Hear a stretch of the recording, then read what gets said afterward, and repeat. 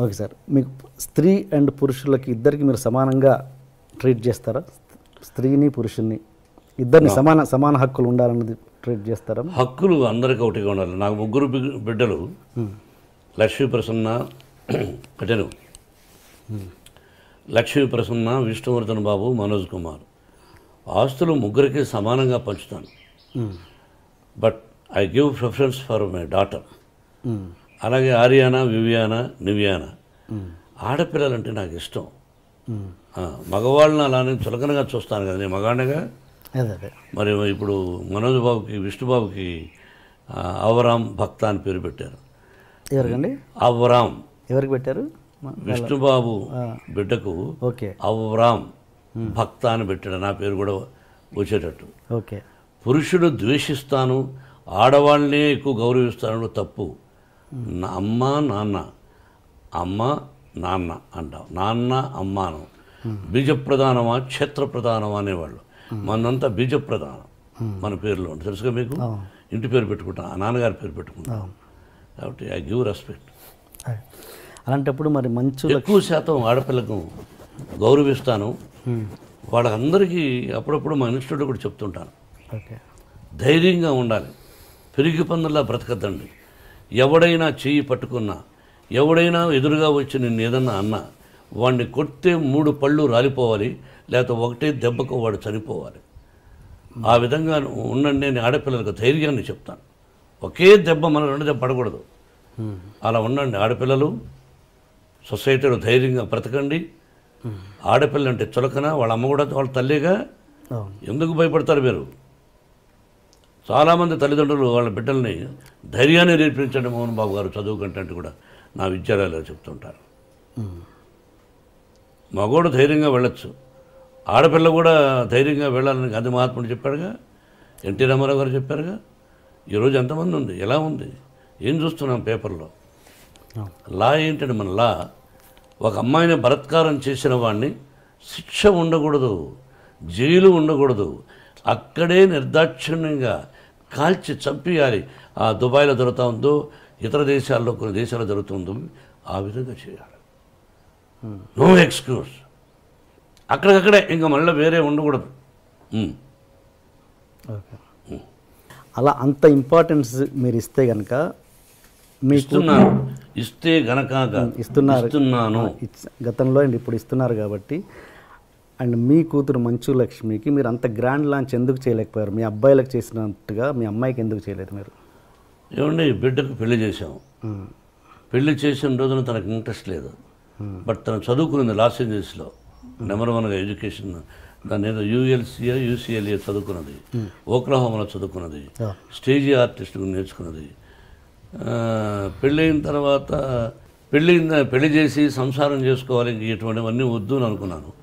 తన భర్త ఎంకరేజ్ చేశాడు, విష్ణు కూడా ఎంకరేజ్ చేశాడు, వాళ్ళ తమ్ముడు మనోజ్ చేశాడు. Then she is doing. సొసైటీలో మంచి పేరు తెస్తే చేయి, మంచి పేరు తేని రోజున నేను బ్రతికినా ఒకటి, చనిపోయినా ఒకటి. అది నా సిద్ధాంతం. సొసైటీలో కాపురం చేయి భర్తతో, వద్దా ఉద్యోగం చేయి, లేదా నీ భర్తకి ఇష్టం వచ్చినప్పుడు సొసైటీలో ఇప్పుడు చేస్తున్నావు. ఇది కూడా అమ్మాయి ఎక్కువ చేయడం నాకు ఇష్టం లేదు. ఓకే. ఎందుకంటే తెల్లవారితో లేచి టీవీలకు వెళ్ళిపోయి బాగా ఆలోచించాలి. వాళ్ళ కష్ట సకాలన్నీ విని, కష్టాలు 20 మంది అయితే 20 మంది కష్టాలు విని, ఆ కష్టాలను విని 10 మందికి ఫోన్ చేస్తూ ఉంటాను.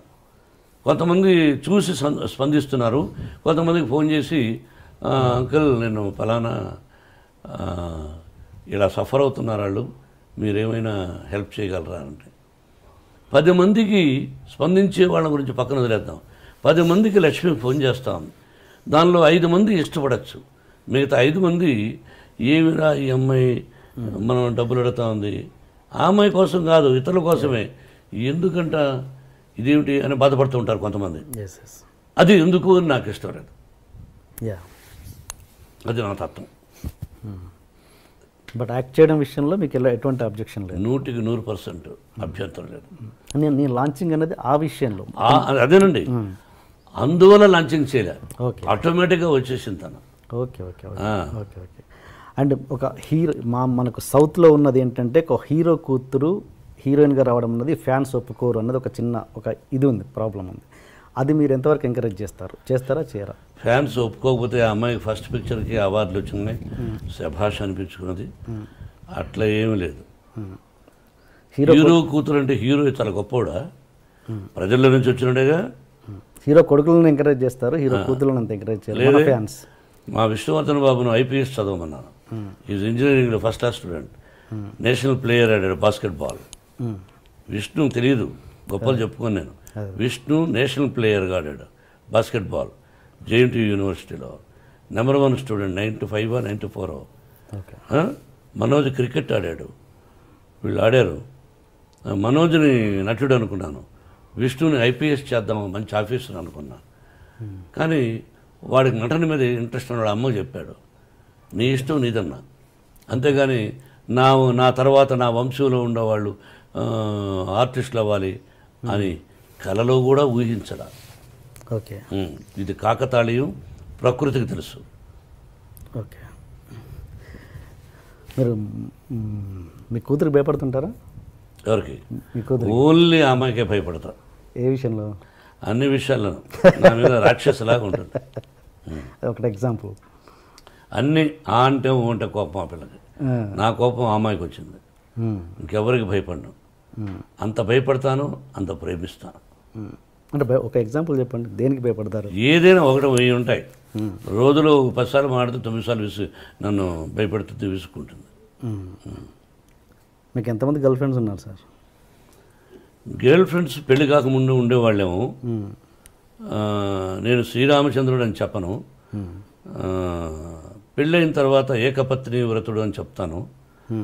మీరు ఏ క్వశ్చన్ వేయాలి, ఏ ప్రశ్న వేయాలి, ఏ ప్రశ్న వేస్తే ప్రజలకు బాగుంటుందని వేయకుండా పర్సనల్కి వెళ్ళారు. నేను మిమ్మల్ని అడుగుతాను, మీరు లేదా? మీరు సత్యశీలురా? చదువుకునేటప్పుడు ఏ అమ్మాయి నేను చూడలేదా?